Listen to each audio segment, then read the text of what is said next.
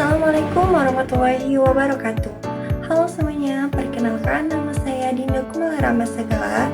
Di video kali ini saya akan membahas mengenai konsep syirkah, yaitu salah satu bentuk kerjasama dalam Islam yang sangat relevan, terutama dalam dunia usaha dan ekonomi saat ini. Kalau kita lihat dari sekitaran kita, banyak usaha yang tidak dibangun oleh satu orang saja. Ada yang dimulai oleh dua sahabat, pasangan suami istri, saudara, atau bahkan rekan kerja.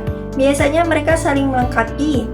Ada yang punya modal, ada yang punya ide, ada yang punya tenaga, dan ada yang mempunyai kemampuan mengelola usaha tersebut. Nah, dalam Islam, pola kerjasama seperti ini sebenarnya sangat dikenal sejak lama melalui konsep yang disebut syirkah. Nah, jadi apa sih itu syirkah? Secara sederhana, syirkah adalah kerjasama antara dua orang atau lebih dalam suatu usaha untuk mendapatkan keuntungan bersama. Namun yang menarik, syirkah bukan hanya soal keuntungan, tetapi juga soal tanggung jawab bersama. Artinya, ketika usaha berjalan baik, semua pihak bisa merasakan hasilnya. Tetapi, ketika usaha mengalami masalah, semua pihak juga harus bisa menanggung resikonya. Selanjutnya, makna penting dari syirkah. Menurut saya, syirkah itu penting karena mengajarkan bahwa kesuksesan tidak selalu harus dibangun sendirian. Dalam banyak hal, kerjasama justru bisa membuat usaha tersebut menjadi lebih kuat. Contohnya, seseorang mungkin sangat pandai membuat produk, tetapi kurang percaya diri dalam menjualkannya. Di sisi lain, temannya mungkin pandai berbicara dan memasarkan produk tersebut. Kalau keduanya bekerja sama, maka kekurangan masing-masing bisa saling ditutupin. Jadi, syirkah bukan hanya menyatukan modal saja, tetapi juga menyatukan kemampuan dan kepercayaan. Selanjutnya, prinsip keadilan dalam syirkah. Salah satu hal yang paling penting dalam syirkah adalah keadilan.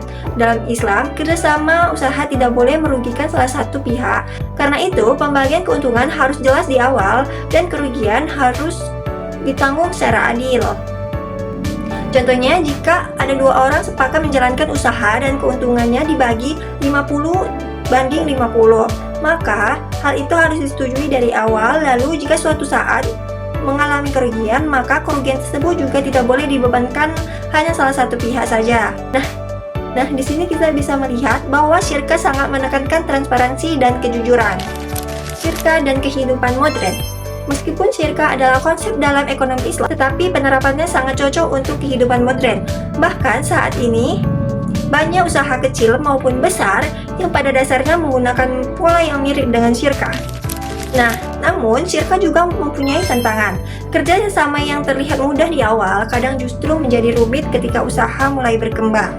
Selanjutnya, adapun nilai yang bisa kita pelajari dari syirkah. Menurut saya, hal yang paling menarik dari syirkah adalah nilai yang diajarkannya. Syirkah mengajarkan bahwa dunia usaha tidak boleh hanya memikirkan keuntungan pribadi, tetapi juga harus memikirkan keadilan, amanah, dan manfaat bersama. Nah, itulah penjelasan tentang syirkah.